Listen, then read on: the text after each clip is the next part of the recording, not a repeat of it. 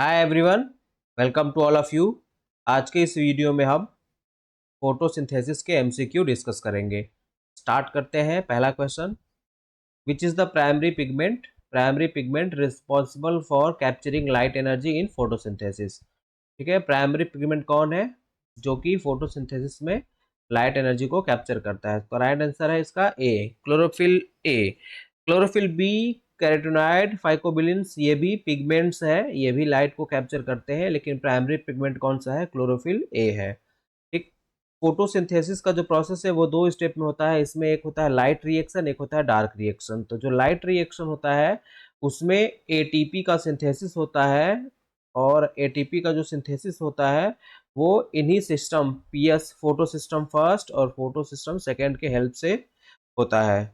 ठीक है, photo system first जो होता है उसका जो रिएक्शन सेंटर होता है उसका एब्जॉर्प्शन पीक 700 nm होता है, इसलिए इसके रिएक्शन सेंटर को हम लोग P700 से डिनोट करते हैं। और वैसे ही PS सेकेंड जो होता है, फोटो सिस्टम सेकेंड, उसके रिएक्शन सेंटर को हम लोग P680 से डिनोट करते हैं। ठीक है, और यही जो फोटो सिस्टम्स होते हैं इनमें फोटो फॉस्फोरिलेशन का प्रोसेस होता है, जिनके थ्रू लाइट एनर्जी जो होती है उसको एटीपी में कन्वर्ट करते हैं, जो कि डार्क रिएक्शन में हेल्प करता है। तो राइट आंसर हो गया पहले का ए, क्लोरोफिल ए। अगला है second question, in which part of the chloroplast does the light dependent reaction of photosynthesis अगर। ठीक है, लाइट डिपेंडेंट रिएक्शन यानी लाइट रिएक्शन फोटोसिंथेसिस का कहाँ होता है? तो थैलाकोइड मेम्ब्रेन पे होता है।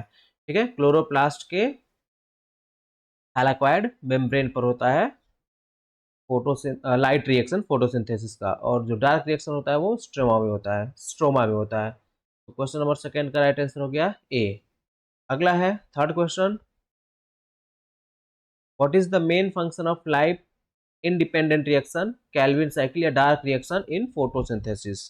ठीक है, तो मेन फंक्शन क्या है? इसमें क्या होता है कि CO2 को ग्लूकोज में कन्वर्ट करते हैं। ठीक है, fix carbon dioxide into glucose. Light reaction में जो एटीपी बनता है उसका हेल्प लेकर के डार्क रिएक्शन में कार्बन डाइऑक्साइड को ग्लूकोज में कन्वर्ट किया जाता है। ठीक है, तो क्वेश्चन नंबर थर्ड का जो राइट आंसर हो जाएगा वो हो जाएगा सी। अगला है question number four, during the light dependent reaction of photosynthesis what molecule is produced as a result of splitting water. ठीक है, तो splitting of water in presence of sunlight is called photolysis. ठीक है, तो जब water का photolysis होता है तो ऑक्सीजन बनता है। ठीक, क्या बनता है? ऑक्सीजन। कौन सा मॉलिक्यूल? तो ऑक्सीजन का मॉलिक्यूल बनता है। तो क्वेश्चन नंबर फोर का जो राइट आंसर है वो हो जाएगा बी, ऑक्सीजन। तो फोटोसिंथेसिस में जो ऑक्सीजन रिलीज होता है उसका सोर्स क्या है? वाटर है। अगला है question number five, what is the function of the enzyme rubisco. ठीक है, इन फोटोसिंथेसिस। ठीक है, रोबिस्को जो है एविडेंटली पाया जाता है अर्थ पे, बहुत अधिकता में पाया जाता है।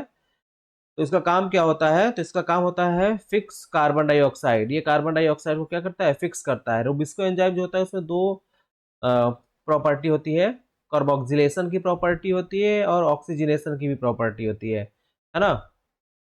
तो अगर CO2 ज़्यादा है तो कार्बोक्सिलेशन वाला प्रॉपर्टी होगा, और अगर ऑक्सीजन ज़्यादा है तो वो ऑक्सीजनेज एक्टिविटी परफॉर्म करता है।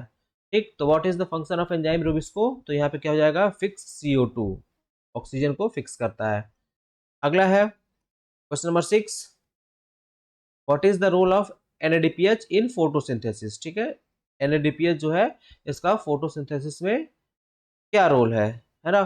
तो क्या रोल है? तो इसका राइट आंसर है सी, ट्रांसपोर्ट इलेक्ट्रॉन्स। ठीक है, ट्रांसपोर्ट इलेक्ट्रॉन्स। NADPH क्या करते हैं? इलेक्ट्रॉन का ट्रांसपोर्टेशन करते हैं। अगला है question number seven, which of the following wavelength of light is list effective in photosynthesis. ठीक है, तो फोटोसिंथेसिस में सारे इफेक्टिव होते हैं, खास करके रेड और ये कलर, ब्लू कलर, ये सब इफेक्टिव होते हैं। इसमें बताना है आपको लिस्ट इफेक्टिव, तो कौन सा होगा? ग्रीन। ठीक है, फोटोसिंथेसिस में सबसे ज्यादा, सबसे कम इफेक्टिव कौन सा वेवलेंथ है? तो ग्रीन लाइट का वेवलेंथ। तो क्वेश्चन नंबर सेवन का राइट आंसर हो जाएगा सी। अगला है question number eight, what is the name of the process by which light energy is converted into chemical energy in the photosynthesis. तो अभी हम लोगों ने देखा, इसको बोलते हैं फोटोफॉस्फोरिलेशन। ठीक है, जैसे सनलाइट को या सोलर एनर्जी को केमिकल एनर्जी में कन्वर्ट करते हैं, तो फोटोफॉस्फोरिलेशन। अगला है question number 9, what is the primary purpose of light dependent reaction in photosynthesis. तो ये बताया था, लाइट डिपेंडेंट जो रिएक्शन होता है या जो लाइट रिएक्शन होता है फोटोसिंथेसिस का, उसमें एटीपी एनएडीपीएस बनता है, जिसका यूज डार्क रिएक्शन में होता है। तो राइट आंसर क्या हो जाएगा, A, produce ATP and NADPH. Question number 9 का राइट आंसर हो जाएगा ए। अगला है question number 10, what is the function of ATP molecules produced during the light dependent reaction of photosynthesis. ठीक है, तो function of ATP molecule, ATP molecule का क्या फंक्शन है, तो इसका राइट आंसर हो जाएगा D, provide energy for the Calvin cycle. Dark जो डार्क रिएक्शन होता है या कैल्विन साइकिल जो होता है, उसके लिए ये क्या करता है, एनर्जी प्रोवाइड करता है। आगे है question number 11, which of the following is not a step of the Calvin cycle. इसमें से कौन सा एक कैल्विन साइकिल का स्टेप नहीं है। तो कार्बन फिक्सेशन होता ही है, रिडक्शन भी होता है, ठीक है, आरयूबीपी का रीजनरेशन भी होता है, फोटो रेस्पिरेशन नहीं होता है। ठीक है, तो कैल्विन साइकिल का एक स्टेप कौन सा नहीं है, तो फोटो रेस्पिरेशन, ये अलग ही अपना एक साइकिल होता है। ठीक, तो क्वेश्चन नंबर 11 का राइट आंसर क्या हो जाएगा, सी।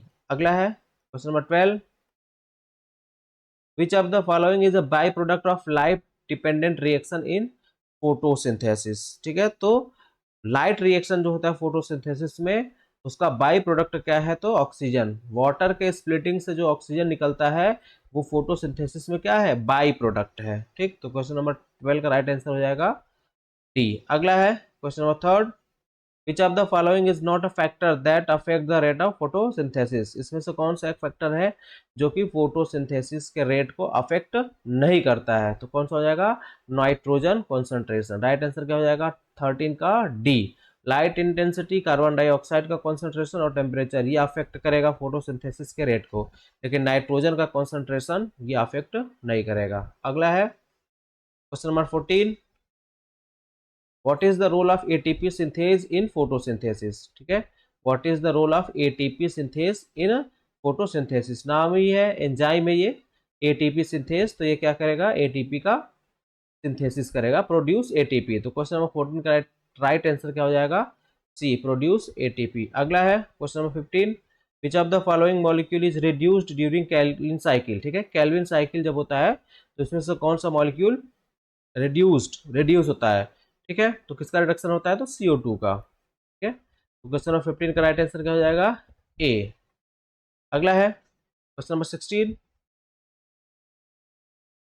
विच enzyme is responsible for the, ठीक है, क्वेश्चन नंबर 16 अब देखिए, विच enzyme is responsible for the carboxylation of ribulose 1,5 biphosphate in the Calvin cycle. ठीक है, कैल्विन साइकिल में RUBP का कार्बोक्सिलेशन के लिए कौन सा एंजाइम रिस्पॉन्सिबल है, तो राइट आंसर है ए, रूबिस्को। कौन सा एंजाइम है, तो रूबिस्को। तो राइट आंसर क्या हो जाएगा, ए। अगला है 17, विच enzyme is involve in the regeneration of ribulose 1,5 biphosphate in the Calvin cycle. ठीक है, कौन सा एंजाइम है जो कि RUBP के रीजनरेशन के लिए रिस्पॉन्सिबल है, तो राइट आंसर क्या हो जाएगा, बी। ठीक है, ट्रांसकीटोलेज। क्वेश्चन नंबर 17 का राइट आंसर हो जाएगा बी। अगला है question number 18,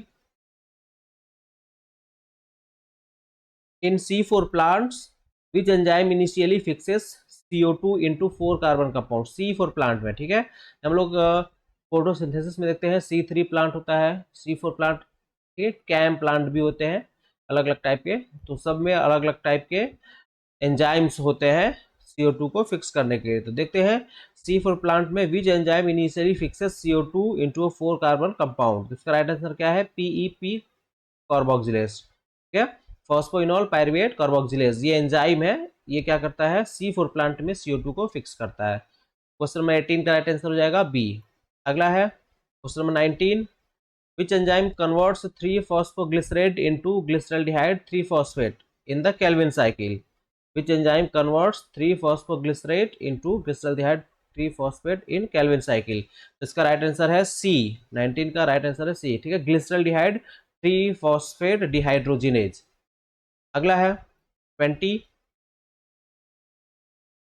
which enzyme play a crucial role in the phosphorylation photophosphorylation process during photosynthesis. ठीक है, which enzyme play a crucial role in the photophosphorylation process during photosynthesis.